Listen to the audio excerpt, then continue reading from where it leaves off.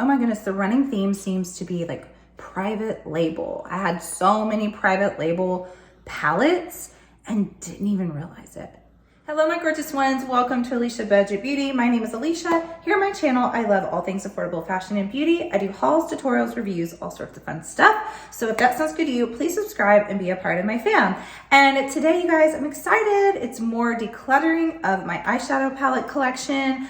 I have 24 palettes that I'm just, like, I don't need them. I don't need them. And I started out this decluttering journey with over 500 palettes. I have since decluttered over 100 before today. Those videos are in if you want to go find them and just see what I decided to get rid of.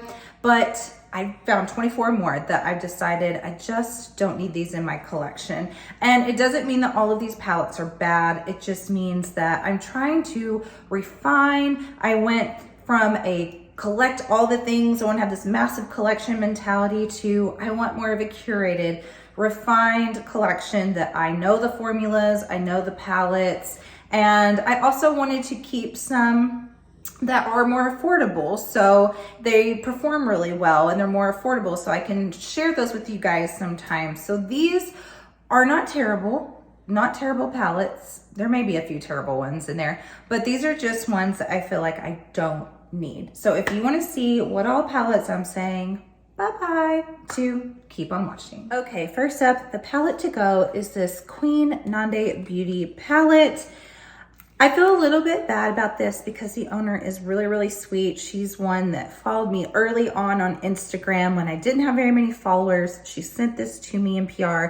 I was so excited, and I just since have realized I think maybe this is private label, which I could do a whole video on private label. I don't think private label is terrible. I think there's a place for it, but it's just not something I'm looking to acquire that much in my collection right now. So these are all shimmery satins as well, and I just don't really need that in my collection. But I'll always be grateful that she took a chance on me in the very beginning.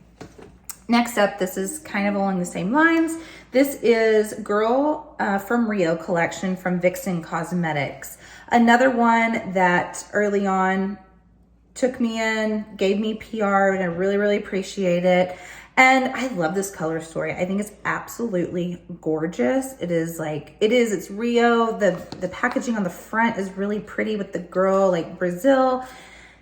It's just that one, I'm not sure what's going on with the brand. She hasn't posted in, I think, over a year, and I've reached out and asked what's going on. Haven't really gotten any responses lately. So I just, if the brand's not really active, I don't see that I really need the palette, but the color story was beautiful, and I just don't know what's going on with the brand. Okay, next up we have a Profusion palette. Now, I love Profusion, and I love a lot of their palettes. The Tin Pan palettes are amazing. Actually, I just realized I'm going to definitely keep this brush because Profusion is the best of drugstore brushes. They are so good. They're pretty much Sigma level brushes. So this baby's going to come out and stay with me. But this is the Metallics palette, and I just, don't need a whole palette of metallics. I like their Tin Pans better. Some of these are a little dry and not very dynamic. They're just kind of fall flat for me. So here on out, I highly recommend their Tin Pan palettes. That's where their best formula is. These bigger palettes, maybe not so much, but their brushes, amazing. Okay, next is this Kylie Jenner palette. It just says Kylie Pressed Pout. I don't know, you guys. I got this in a giveaway probably 2 years ago, and I was really excited because I never tried any Kylie. I do have a lip pencil and a liquid lipstick that's just fine. I don't know, this is just kind of boring. Like, I've got other palettes that are way better quality with this color story, this kind of fall neutral tones. I just don't need it.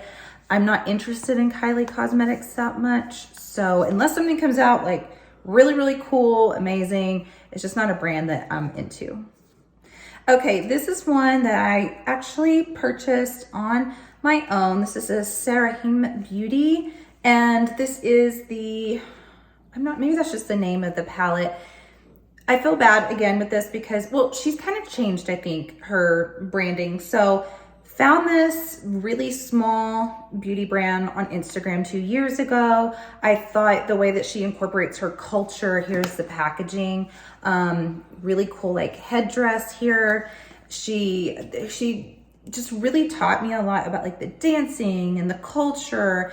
But since I think she's moved towards more like maybe jewelry and like clothing garments that are more indicative of the culture, I think she's moved out of like some beauty products, unless she's just trying to, you know, have an all-encompassing brand. But I do think it's some private label shadows in here as well. It was really pretty. I think the color story was actually really gorgeous, but since it seems like she's moving out of beauty, I just don't feel like it would behoove me to share this, use it with you guys. So that's why I'm decluttering. Now, this may be surprising, maybe not so surprising to people. I feel like ABH Norvina is one of those brands that people are either like, oh my gosh, I love it. And then like a whole lot of people don't like it. And I know a lot of people don't think that the formula is as good in Norvina as regular ABH. But yes, I am getting rid of this one. I knew it was volume 3. I had to look, but volume 3, here's the thing. This is not a terrible palette. I actually really liked my look.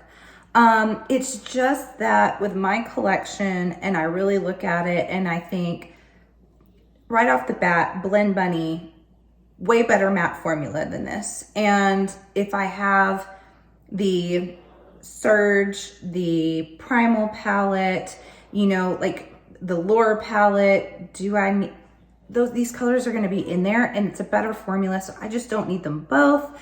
If you have nothing like this in your collection and you think you like this formula, I would recommend it, but it's just one of those, like, it's just too repetitive for me in my collection and not the best formula, so that's why she's going bye-bye. All right, this is another one of those me early on Instagram, not really understanding private label, all those things. This is the Loco Ninja Beauty Bottom Behavior Palette. It's an LGBTQ friendly brand. The owner's super like fun, like just wild and crazy. And actually this performs really well. This is definitely private label shadows. I just have an eye for them now. I know when they are, especially when I see the same shadows come in palettes. I can tell, I was like, oh, that I have that in like these 3 palettes, and these are all private label, so these are all the same. So I know that it is, but I mean, it's colorful and then neutral. It's actually kind of like a giant blown up version of the Lunar Beauty like facelift palette. Kind of the same concept here with rainbow and neutral. It's a big palette. I just don't need it. It wasn't terrible, but it's just not what I'm looking for anymore. Okay, then we have an Ofra palette. This is the Good to Go palette. I don't think this is that good. Like the eyeshadow formula is very dry. And even the face, like the one that can be used for the bronzer and the blush, is not that good. Ofra, I like the highlighter, but I like other ones better. I just think this is just not that great of quality. I wanted it to be. I was excited when I got it, but it's just, I think there's so much better out there now. Oh my goodness, the running theme seems to be like private label. I had so many private label palettes and didn't even realize it. But you live, you learn, you understand. This is the Miss Los Angeles palette from Locos Beauty Boutique or Locos Boutique. I love the outer packaging. I think it's so cool. It's a very like specific place, time, LA style in a certain like culture. It's actually a really pretty kind of like pastel-y, Eastery spring rainbow palette. It does have 2 pressed glitters in it. They're actually pretty good quality pressed glitters. I feel bad, again, because I liked supporting this small brand. I have a necklace that I still love from this brand. It is so pretty. It's long and gold and has a plate and then a rose. It's so pretty.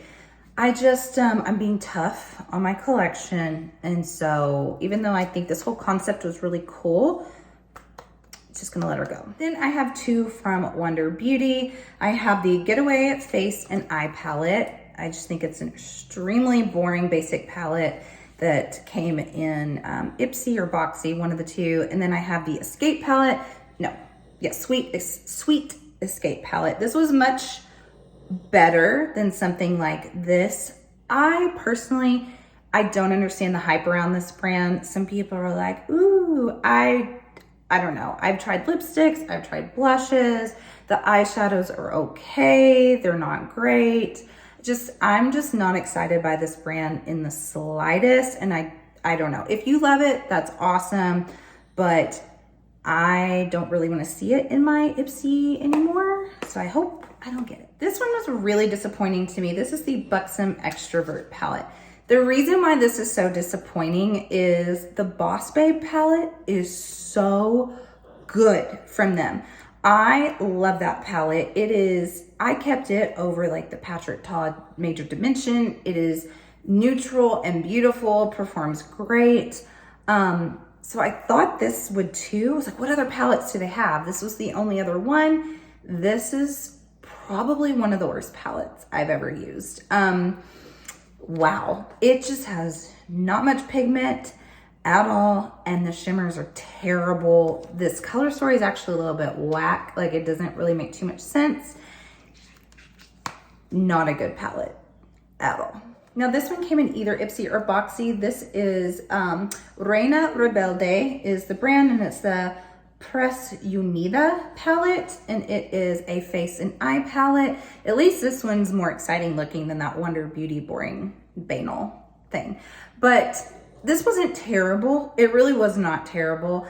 For it to be like an eye and face palette and me to keep it, I keep those separate from like all of just my eyeshadow palettes. And I don't think to go to this section very much in my collection.